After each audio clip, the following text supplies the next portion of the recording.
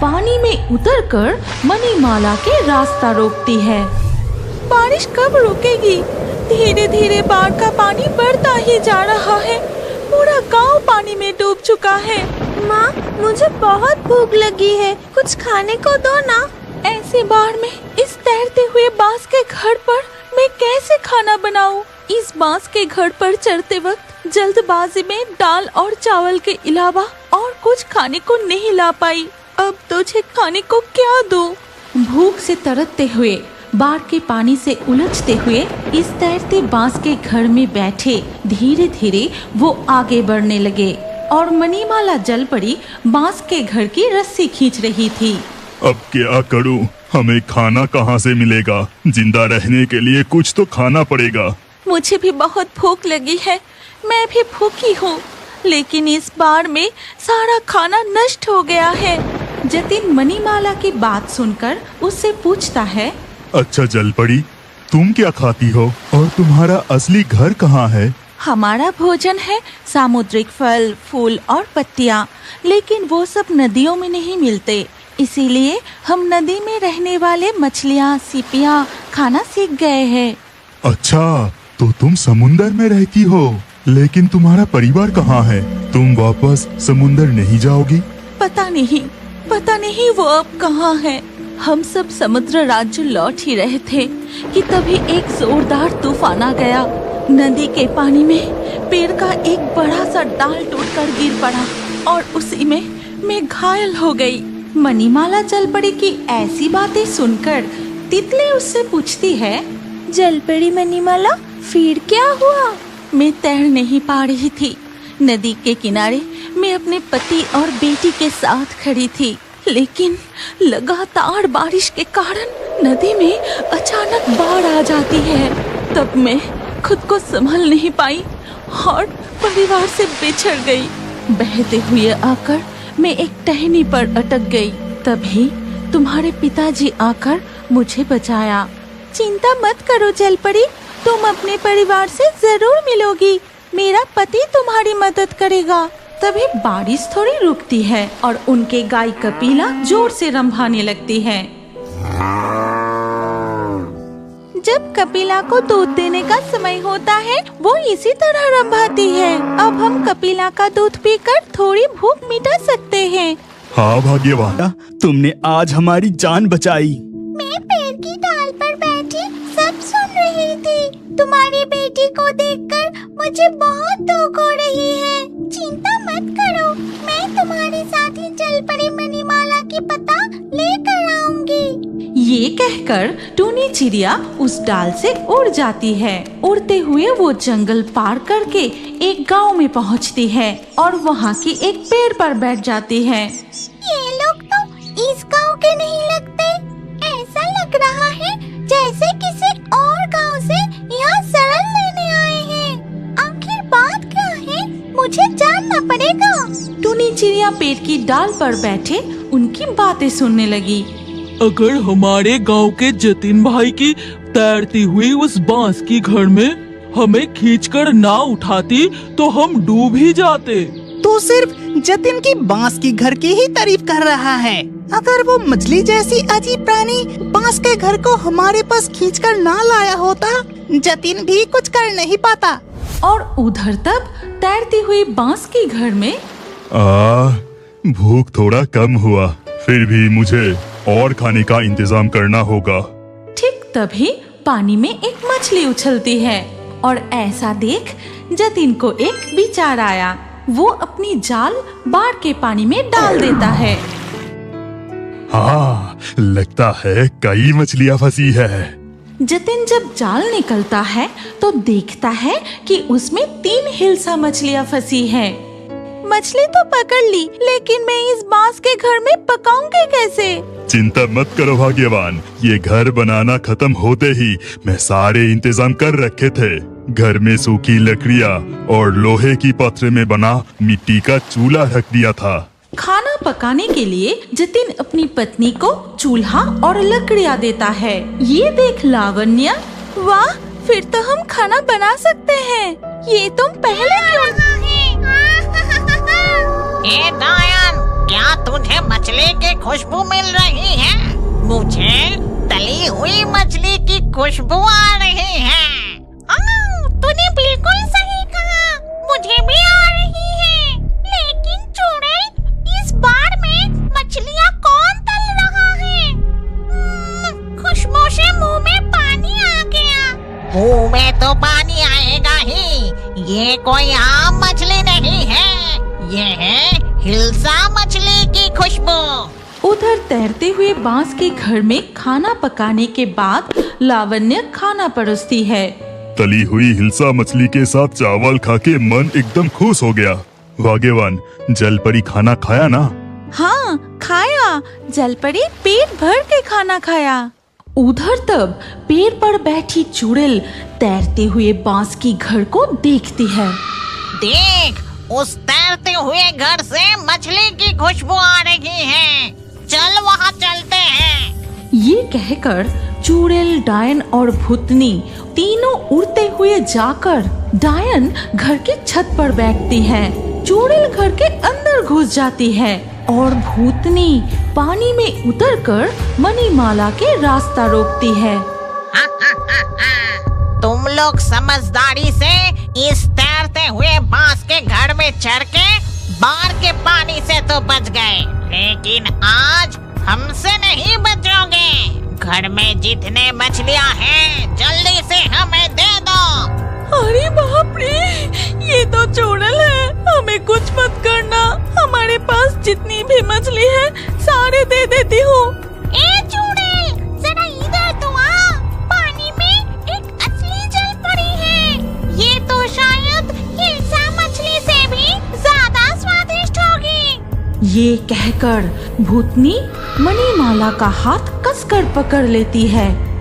छोड़ दो मुझे। आज तुम लोगों को हमसे कोई नहीं बचा सकेगा।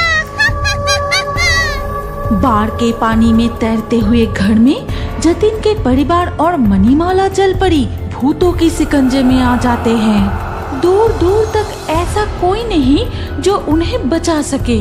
उधर तब टूनी चिड़िया, उन लोगों की बातें सुनकर मैं अच्छे से समझ गई हूँ कि जलकुमार की सखी कहाँ हो सकती है। ये कहकर टूनी चिड़िया वहाँ से उड़कर बाढ़ के पानी में डूबे गांव की ओर जाती है। क्या टूनी चिड़िया मणिमाला को ढूंढ पाएगी? क्या जतिन के परिवार उन भूतों से बच पाएगा? दोस्तों, अगर आप इस कहानी का अगला भाग देखना चाहते हैं तो कमेंट में नेक्स्ट पार्ट जरूर लिखिए। फिर इस कहानी का तीसरा भाग हम जल्द लेकर आएंगे। जंगल के नदी से बहते हुए जा रही थी एक जलपरी। तेज तूफान की वजह से जलपरी चुड़ैल के आंगन में आ जाती है। इसके बाद चुड़ैल हंसते हुए जलपरी को उठा लेती है। वो जलपरी को अपनी तालाब में छोड़ देती है। ये कहते हुए घींटू चोर मछलियाँ और जाल को लेकर वहाँ से भाग जाता है। फिर सुबह होते ही चुड़ैल जब नींद से जागी तो बाहर आके देखा, ये क्या, मेरे तालाब से मछलियाँ बाहर कैसे आए?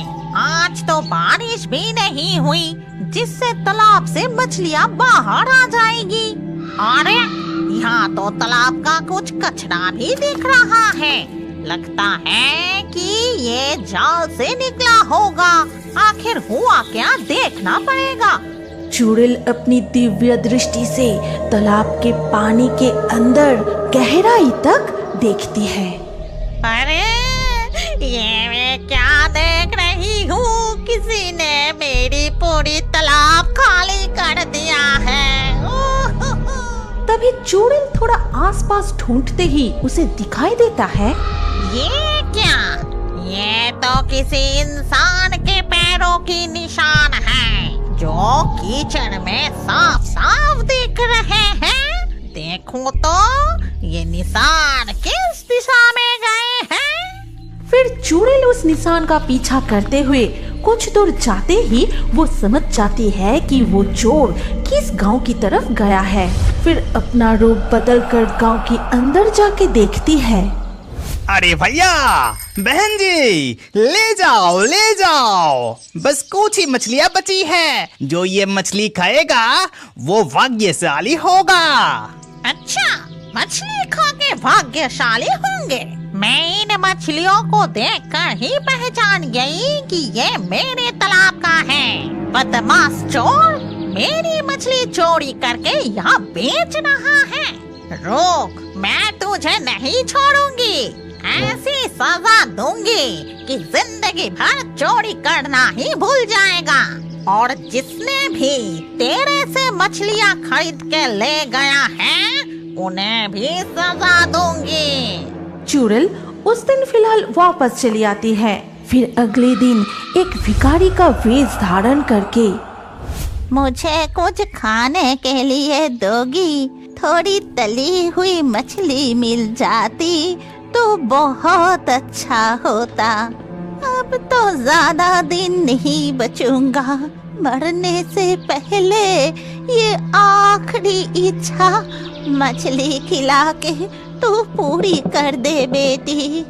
अब ऐसा मत कहिए, अब बैठिए, मैं अब भी लेकर आती हूँ। बेटा तुम यही खेलो, कहीं मत जाना, मैं अभी आई।